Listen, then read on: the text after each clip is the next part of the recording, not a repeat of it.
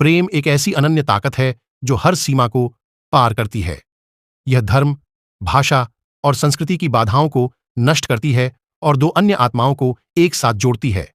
हमारे चैनल पर हम इस अनन्य ताकत के माध्यम से समाज में प्रेम के सच्चे संदेश को साझा करने का प्रयास करेंगे।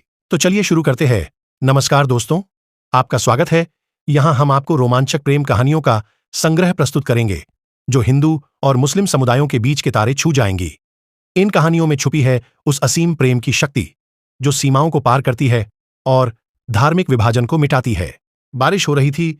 जब इस बारिश को महसूस करता हूं तो ऐसा लगता है जैसे उसने मेरा हाथ थाम रखा है। इस सन्नाटे में भी ऐसा लगता है मानो वो मुझे बुला रही है, मुझे आवाज दे रही है, मुझे पुकार रही है। मेरा नाम अजहर महमूद है। मुझसे जिंदगी में सिर्फ एक गलती हो गई कि मैंने एक हिंदू लड़की से प्यार कर लिया। उसका नाम आस्था था। मैंने अपनी जिंदगी में इतना प्यार शायद कभी किसी से नहीं किया था जितना कि आस्था को करता था। हमारा कॉलेज खत्म हुआ, जॉब भी लग गई और वो दिन भी आ गया जिस दिन हमने फैसला किया कि एक दूसरे के घर वालों को अपने रिश्ते के बारे में बताएंगे। वही 2023 का दिन था जब मैंने अपने घर वालों को आस्था के बारे में बताया था। अब्बा वो तो जैसे सदमे में चले गए थे। मैंने अपना पूरा दिल खोलकर उनके सामने रख दिया था, लेकिन वो तो मानने को तैयार ही नहीं थे। वही आस्था के घर वाले भी इस रिश्ते के बिल्कुल खिलाफ थे। अब हम बड्डी दुविधा में फंसे हुए थे। हर पल बस यही सोचते थे कि घर वालों को निकाह के लिए कैसे राजी करवाया जाए। मैंने बहुत कोशिश की, लेकिन ना तो अम्मी मानी और अब्बू तो बहुत ही ज्यादा खिलाफ थे। बहुत ज्यादा हो तो मेरी बात सुनने को तैयार ही नहीं थे।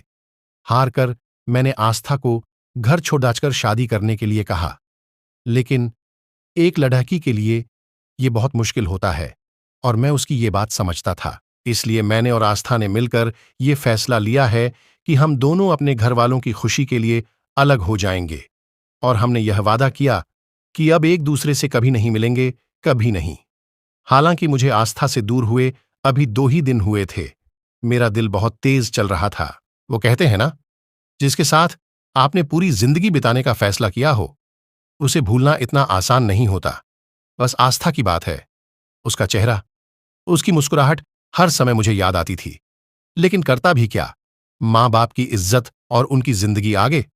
मैं हार चुका था, लेकिन 10 दिन बाद मुझसे रहा नहीं गया और मैंने आज तक की बेस्ट फ्रेंड वैशाली को फोन करके आस्था का हालचाल पूछने की सूझी। मुझे क्या पता था कि वो पल मेरी जिंदगी में कयामत बनकर आने वाला है, मुझे बर्बाद करने आने वाला है। मैंने वैशाली को फोन किया और कहा, वैशाली, आस्था। मेरा इतना ही कहना था कि वैशाली ने कहा, आस्था इस दुनिया में नहीं रही। आज शाम को उसका अंतिम संस्कार है। आखिरी बार उसे देखने जरूर जाना। ये सुनकर जैसे मेरी पूरी जिंदगी थम गई थी। शव भीतर ही पड़ी है, सफेद चादर में। मैं आस्था का चेहरा नहीं भूल पा रहा हूं। मुझे वैशाली ने बताया, तुम्हारे बिना उसे जिंदगी जीना एक बोझ लग रहा था। वह अपने मम्मी पापा के खिलाफ जाने की वो सोच नहीं सकती थी। तब उसे मरना ज्यादा आसान लगा। ये सुनकर मैंने सोचा और कहा कि काश मैंने अपने दिल की सुनी होती, जहां सिर्फ वह और मैं होते। लेकिन ये हो नहीं सकता था।